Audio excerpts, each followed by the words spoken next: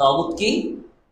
মা উবিদা লিগাইরিল্লাহ, প্রত্যেক ওই সব কাজ যেগুলো আল্লাহর সন্তুষ্টি ছাড়া মানুষকে খুশি করার জন্য, দুনিয়াবি স্বার্থ হাসিলের জন্য, যেই সব লাভের আশায়, অন্য লাভের আশায় কাজগুলো করা হয়, প্রত্যেকটাই তাগুত।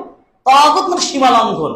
আল্লাহ যে হুদুদ, দ্বীন ইসলামের একটা পুরো ম্যাপ, সীমারেখা দিয়েছেন।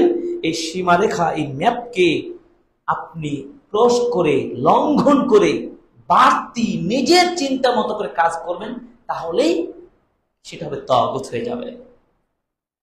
দুনিয়ার নিয়ম কালচারে এক দেশ থেকে আরেক দেশ বর্ডার পরিবর্তন করতে হলে, একটা বর্ডার সীমারেখা পার হতে হলে নিয়মের মধ্যে আপনাকে পার হতে হবে। নিয়মের বাইরে যদি যাওয়া হয়, প্রশাসন আপনাকে গ্রেফতার করবে, মানে আইন লঙ্ঘন করা হবে, এর জন্য আপনাকে শাস্তি পেতে হবে।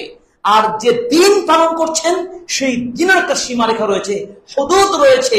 এই সীমারেখা অতিক্রম করে যখনই কোনো আমল করবেন, যখনই কোনো বিধানকে আপনি নিজের মতো তৈরি করবেন, তখনই আপনি নতুন বিষয় আবিষ্কার করার ফলে আপনার আমল তো নষ্ট হবেই হবে, আপনাকে এর কারণে জাহান্নাম যেতে হবে। এবার আপনারা বলুন, আমরা কি আইন লঙ্ঘন করে চলবো, নাকি আইন নিয়ম মেনে চলবো? মেনে চলবো। নিয়ম মেনে চলার নাম হচ্ছে মানহাজুস সুন্নাহ, মানহাজুর রাসূল।